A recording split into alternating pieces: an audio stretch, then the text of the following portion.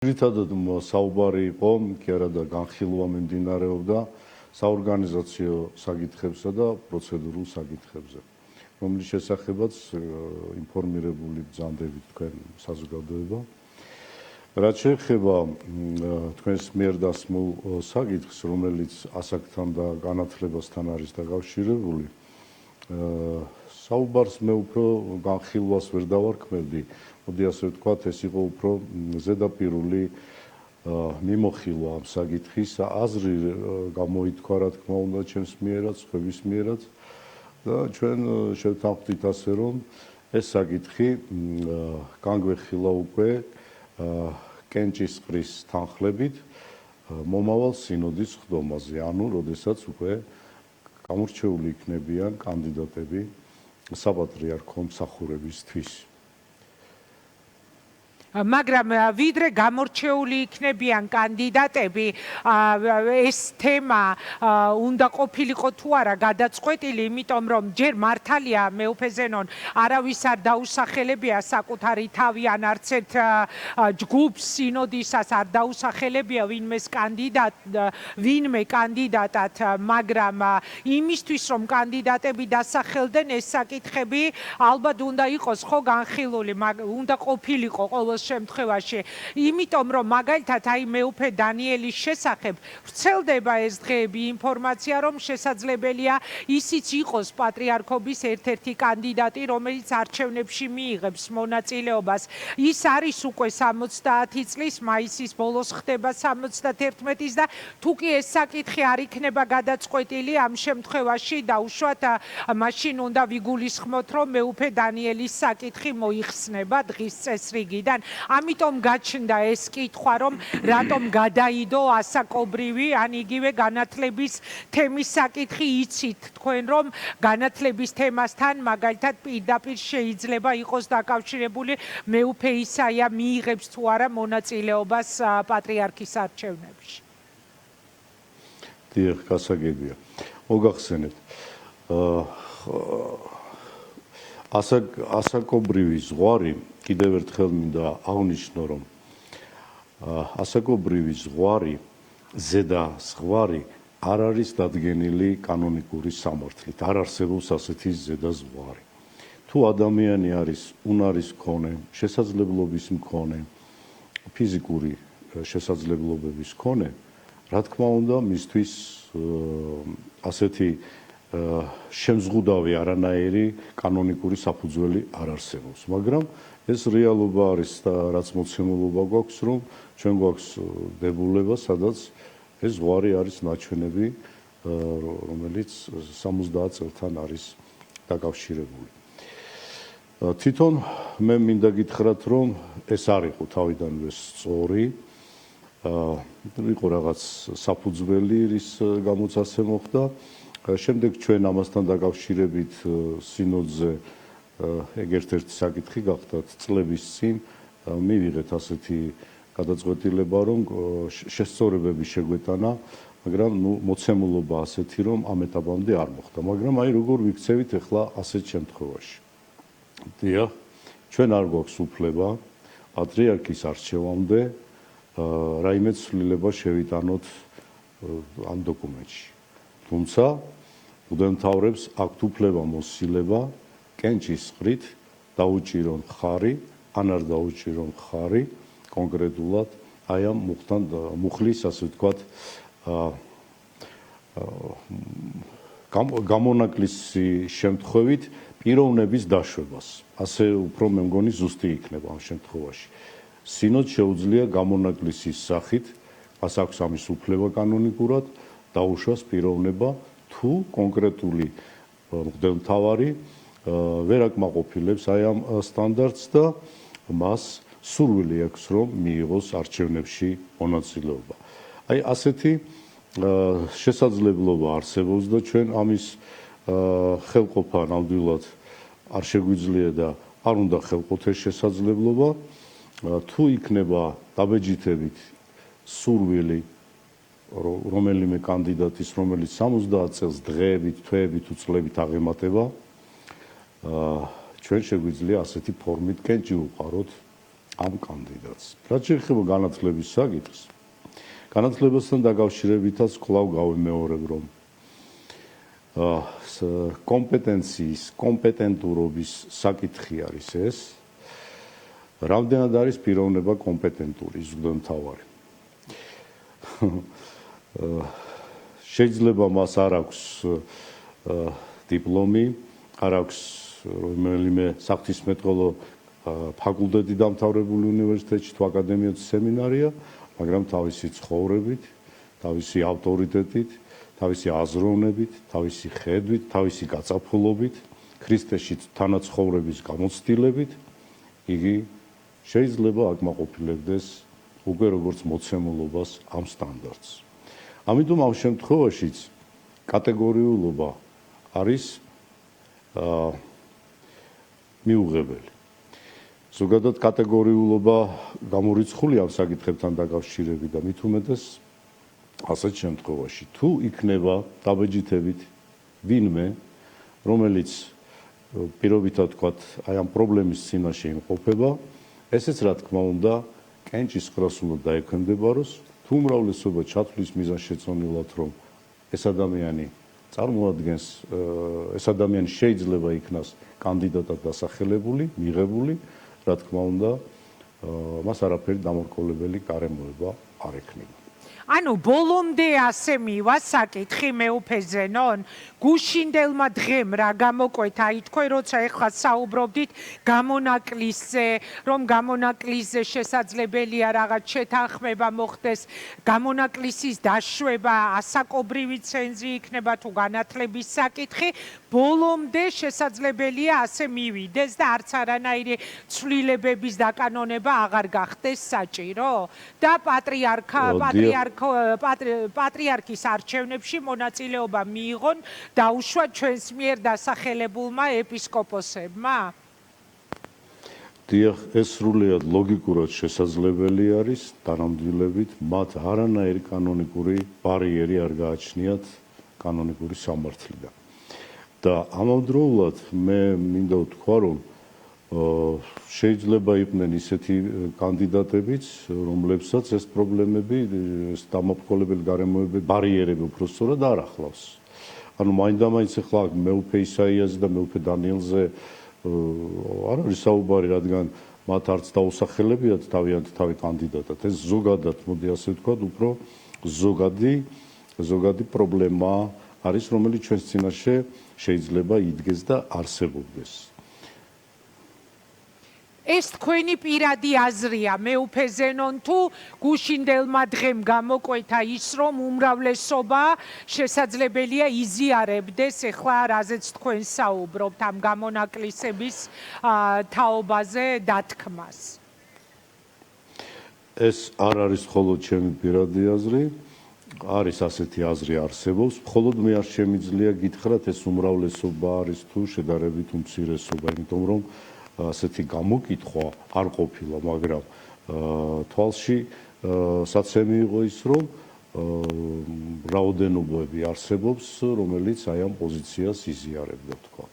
კი ბატონო, ეს რაოდენობა შესაძლებელია გადამწყვეტი რაოდენობა აღმოჩნდეს, მაინც დაგისვათ. შეიძლება გადამწყვეტი, შეიძლება ეს გადამწყვეტი იყოს, შეიძლება არც. მე დანამდვილებით გამიძნელდება ახლა იმის თქმა, რომ თქვა უმრავლესობა ამას გაიზიარებს ან იზიარებს, დანამდვილებით მე ამაზე მართლა გამიძნელდება. კი ბატონო, თუმცა ეხლა როდესაც გისმენთ, მგონია რომ მაინც ეს თემები ტრიალებს შესაძლებელია იმიტომ, რომ უბრალოდ გავრცელებული ვერსიებია, ოფიციალურად ჯერ არავის დაუსახელებია საკუთარი კანდიდატურა, მაგრამ აი განცდა რჩება ასეთი, რომ ეს გამონაკლისებზე საუბარი მაინც უნდა ტრიალებდეს სწორედ მეუფე დანიელისა და დანიელისა და მეუფე ისაიას გარშემო. არ ვიცი, ვნახოთ. ისე გუშინდელმა დღემ თუ მიპასუხებთ ამაზე რამეს, ვიდრე სხვა კითხვას დაგისვამ? არა, არაფერი განსაკუთრებული. მხოლოდ ის მინდოდა მეთქვა, რომ ეს მეუფე დანიელს და მეუფე ისაიას კი არ შეეხება მხოლოდ სხვებიც არიანი, რომლებსაც შეიძლება კონდეს სურვილი, რომ ან სხვებმა წამოაყენონ მისი კანდიდატურა. გუშინ დელმა დღემ გამოკვეთა თუ არა, მაინც მე არ გთხოვ ცხადია მესმის ამდენი, რომ ეხლა თქვენ პირდაპირ ეთერში არ დამისახელებთ კონკრეტულად, ვინ შეიძლება იყოს კანდიდატი, მაგრამ აი ამ კითხვაზე თუ მიპასუხებდით, გუშინდელმა დღემ გამოკვეთა თუ არა, მაინც ვინ შეიძლება იყოს ორი კანდიდატი. ერთი ვიცით, რომ ეს იქნება მოსაყდრე შიო. აი დანარჩენ ორთან დაკავშირებით ან მეტი შეიძლება იყოს მსურველი პატრიარქობის, გამოიკვეთა თუ არა, ვინ იქნებიან კანდიდატები? იცით, მე პირადად არ მსმენია მეუფე შიოსგან, რომ ის თავის თავს როგორც კანდიდატს საპატრიარქო არჩევნებში წამოაყენებს. მე არ მსმენია. ის არის მოსაყდრე. ჩვენ საუბრობთ მოსაყდრის, იგი საუბრობს მოსაყდრის პოზიციიდან. მაგრამ პირადად მე არ მომისმენია მეუფე შიოს განცხადება, რომ ის თავის თავს ერთ-ერთ კანდიდატად წამოაყენებს. ისევე როგორც მე არ მომისმენია იქ ოფიციალურად ვინმესგან, რომ მე უნდა ვიყო კანდიდატი. ეს არის უფრო ზოგადი საუბრები იყო. რა თქმა უნდა, მეტნაკლებად ჩამოყალიბებული არიან მღვდელმთავრები გარკვეულწილად, ვის მიიჩნევს უფრო აი ამ მსახურებისთვის სასურველ და მიზანშეწონილ პირად, ამ დიდი მეტად საპასუხისმგებლო მსახურებისთვის. რა თქმა უნდა, ამაზე მეტნაკლებად ჩამოყალიბებულები არიან ან უნდა იყვნენ.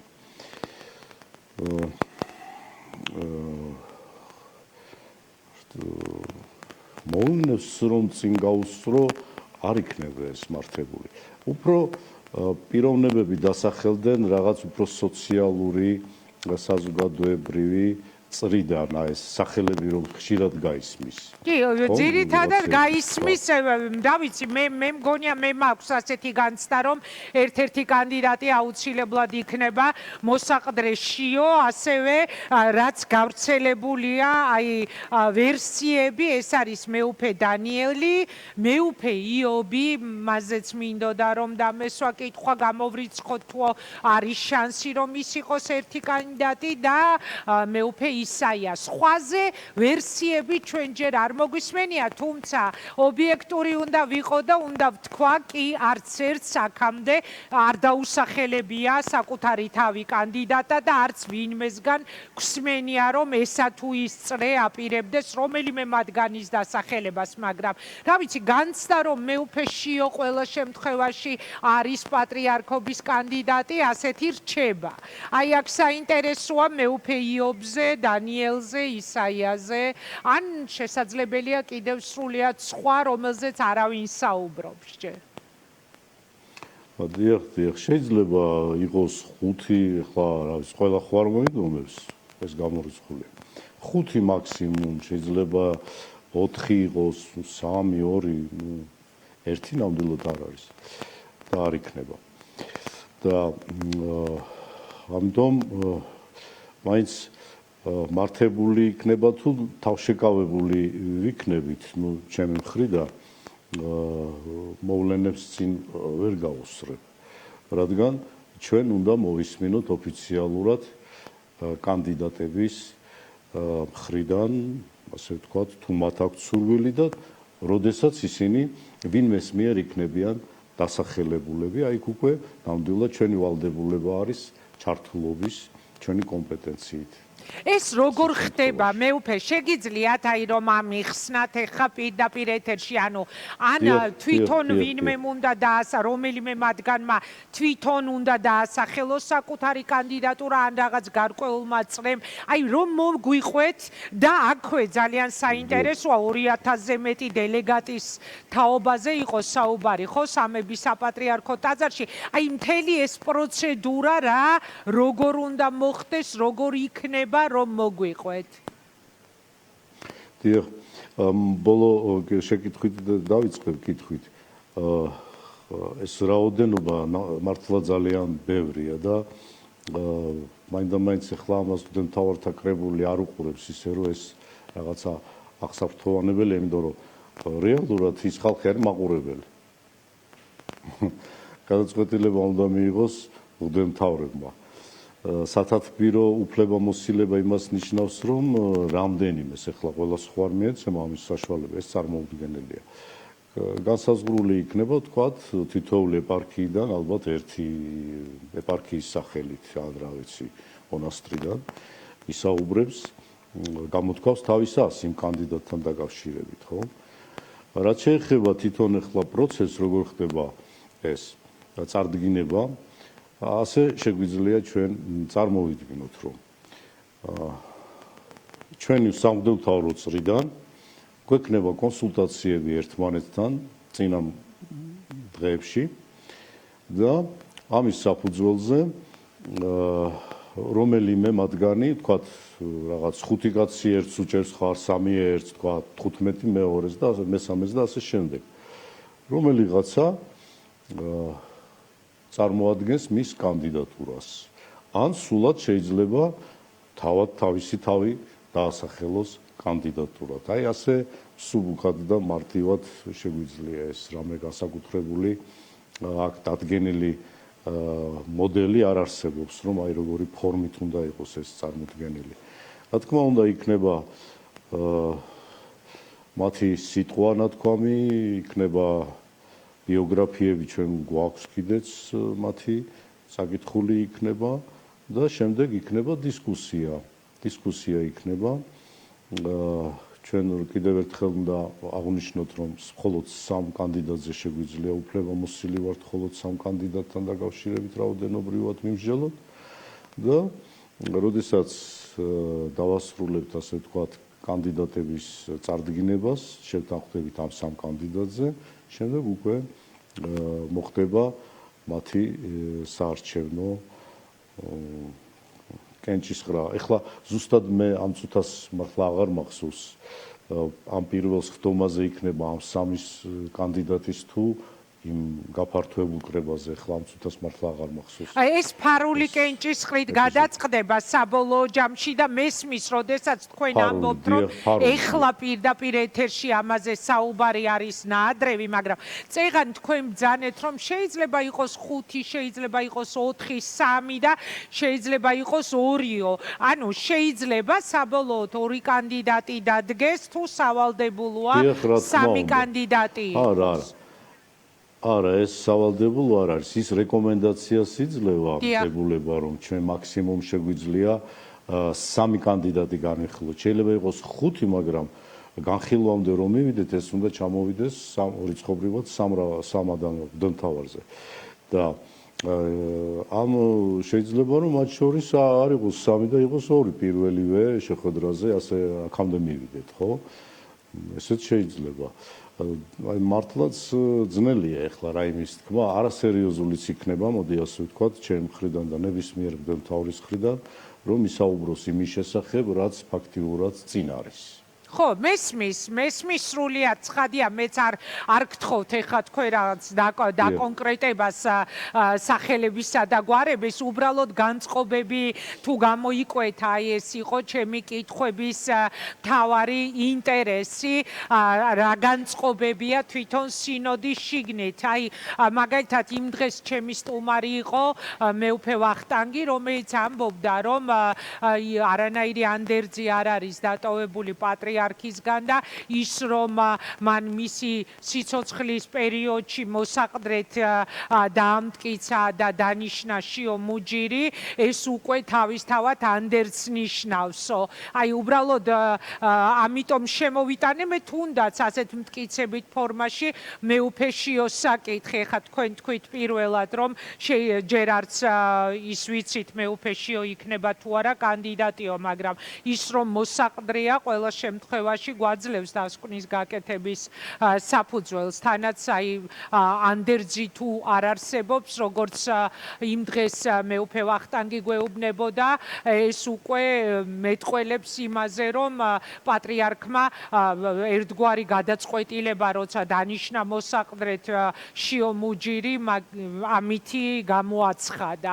ნუ ყოველ შემთხვევაში ეს გვაძლევს იმის დასკვნის გაკეთების საშუალებას, რომ რომ ერთ-ერთი კანდიდატი ნამდვილად იქნება მოსაყდრეშიო. საბოლოო ჯამში რადგან ბრძანეთ რომ შეიძლება იყოს დარჩეს ასეთ სიტუაცია რომ იყოს ორი კანდიდატი, მაგალითად წარმოვიდგინოთ ასეთი სცენარი რომ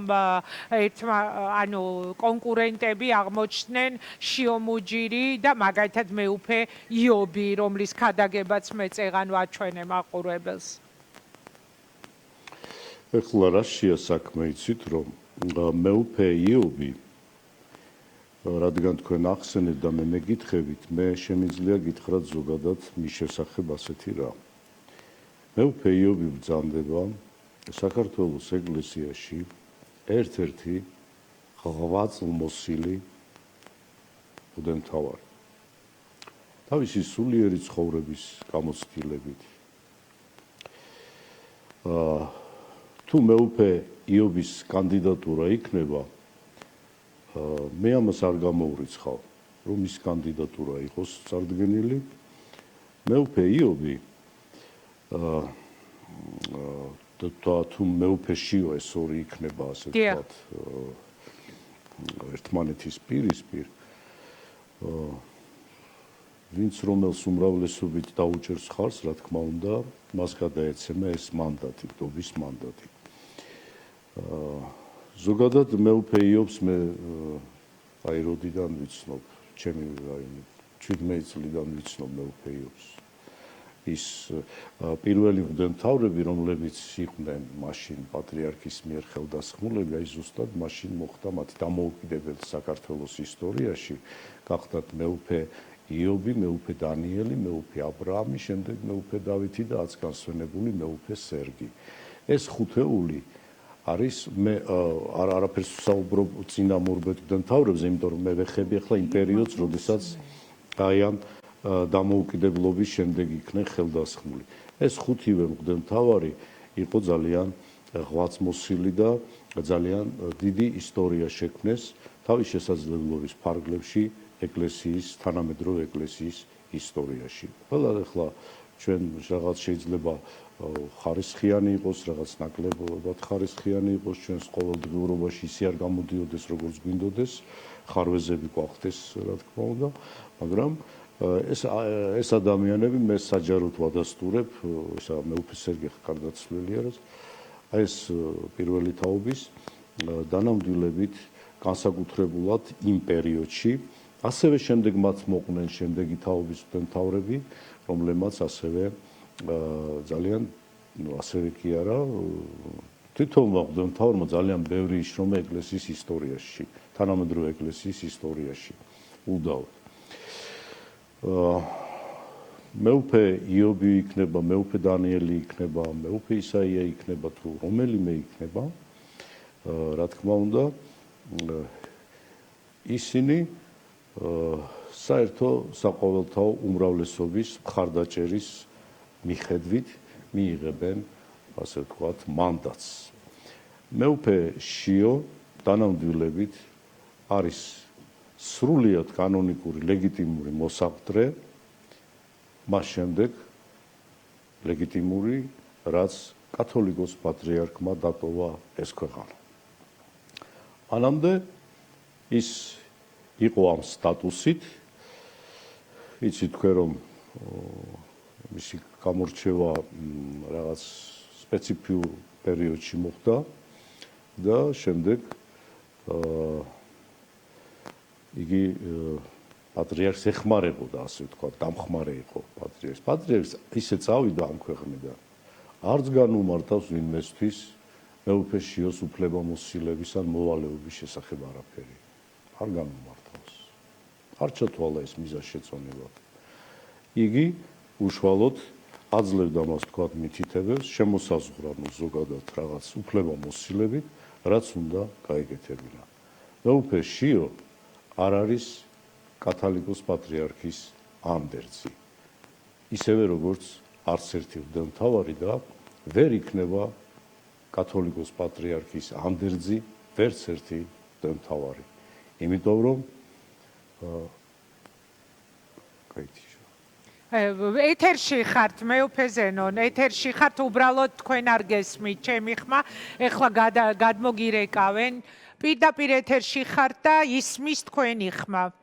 დიახ, ისმოდა თქვენი ხმა, მეუფე ისმოდა თქვენი ხმა, უბრალოდ ბოლოს მე ვსაუბრობდი იმის შესახებ, რომ ვერ იქნება მეთქი ასე პირდაპირ მნიშვნელობით ანდერძი ვერ იქნება, იმიტომ რომ არ აძლევს ამის უფლებას არც ერთ მღვდელმთავარს და არც პატრიარქს კანონიკა, რომ მან ვინმე თავის შემცვლელად სამართლებრივად დაადგინოს.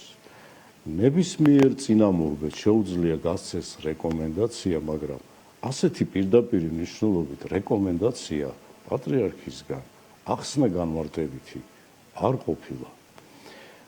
ამავდროულად პატრიარქმა მიზანშეწონილად მიიჩნია, რომ მეუფე შიოს ეს მოვალეობა შეესრულებინა.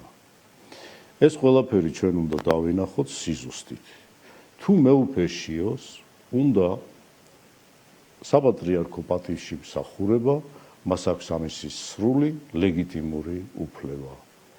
თუ მოიპოვებს იგი უმრავლესობის ხარდაჭერას, ის იქნება კანონიკური, ლეგიტიმური კათოლიკოს პატრიარქი და დედაქალაქის მთავარეპისკოპოსი. ისევე როგორც სხვა ნებისმიერი მღვდელმთავარი.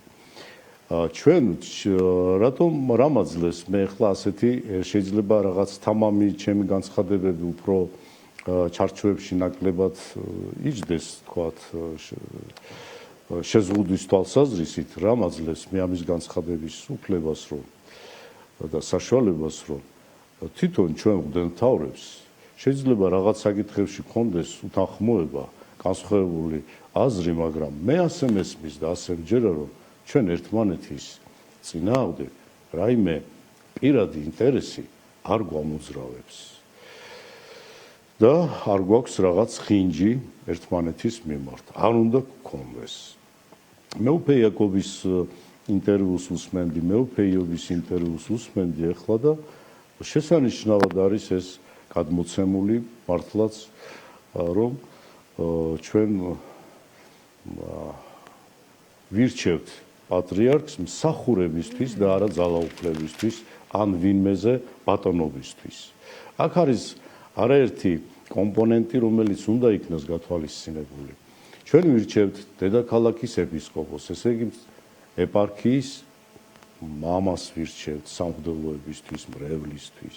ასევე ვირჩევთ ამავდროულად მღვდელმთავართა თანასწორთა შორის უპირატესს. ასევე ვირჩევთ პოლიტიკურ სპექტრთან მიმართებაში ნეიტრალური პოზიციის მქონეს. ეხლა მე იდეაში გეუბნებით, ხო? ამ შემთხვევაში. ნეიტრალური პოზიციის მქონეს. ჩვენ ვირჩევთ, უნდა ვირჩევდეთ საზოგადოებისათვის ფიგურას, რომელიც ერის კონსოლიდაციას შეუწყობს ხელს. ჩვენ უნდა ვირჩევდეთ ფიგურას, რომელიც მსოფლიო ეკლესიაში იქნება სათანადო შესაფერისი ჩვენი ეკლესიის ისტორიის, კულტურის წარმომადგენელი პატრიარქი. ისეთი თუ ვერა როგორც კათოლიკოს პატრიარქი ილია მეორე იყო, უნდა იყოს ისეთი, რომელსაც სურს და მზაობა აქვს და მღვდელმთავართა კრებულს მიაჩნია, რომ ასე ვთქვათ, მის გზას გააგრძელებს. მე ვსაუბრობ ეკლესიათა შორის და შიდა ურთიერთობებსაც, რა თქმა უნდა.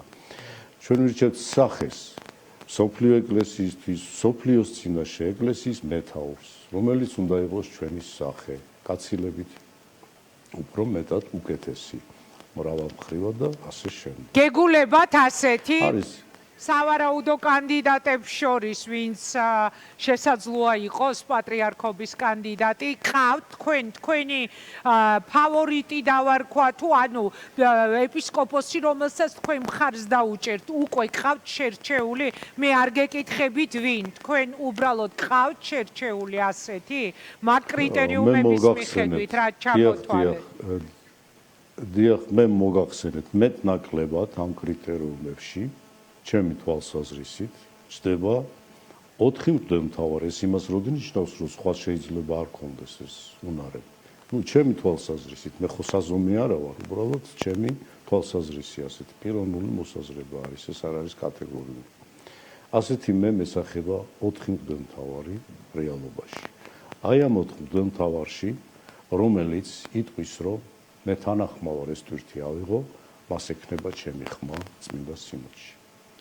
დიდი ამ მადლობა. 4 მღვდელმთავრიდან ერთ-ერთს. მეუფე ზენონ, მოკლედ ყველაფერი გაირკვევა სინოდის შემდეგ სხდომაზე, მანამდე ჩვენ მხოლოდ ვერსიების დონეზე შეგვიძლია ვისაუბროთ. სხვა შორის შემოგვიტია ოცნებამ, რატომ აშუქებსო მედიაო, დისკრედიტაციას ცდილობსო ეკლესიისო, რადგან აშუქებსო და აი ეხლა როცა თქვენ ეთერში ხართ, მინდა რომ თქვენ კითხოთ და ეს იყოს ჩემი ბოლო კითხვა.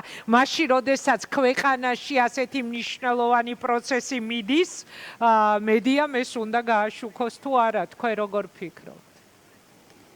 რა თქმა უნდა, ეს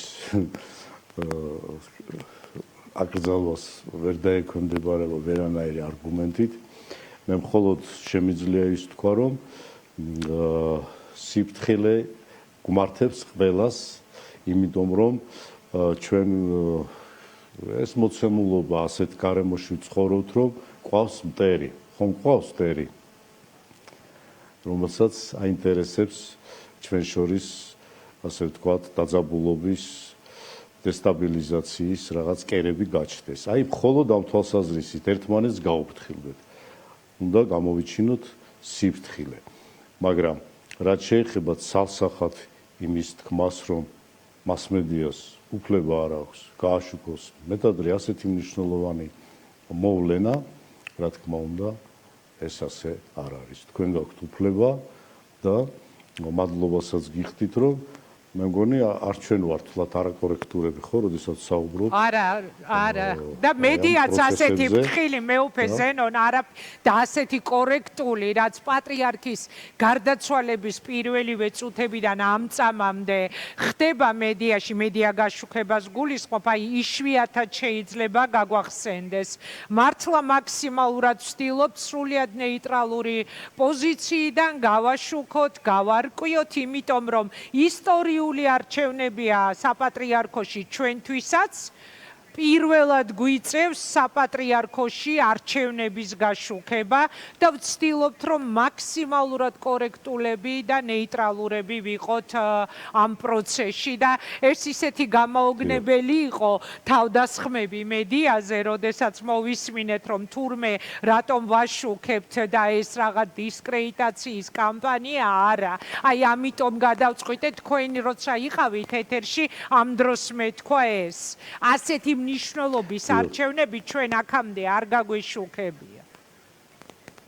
ნამდვილად ასე არის და ეს არის განსაკუთრებული გარკვეული გარემოებებიდან გამომდინარე.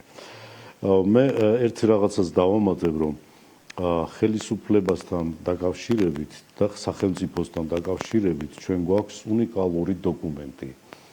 ჩვენ გვაქვს საფუძველი, ჩვენ გვაქვს სახელმძღვანელო თუ როგორი უნდა იყოს ეკლესიის და სახელმწიფოს ურთიერთობა, რომელიც ასევე კონსტიტუციაშიც არის ნაჩვენები.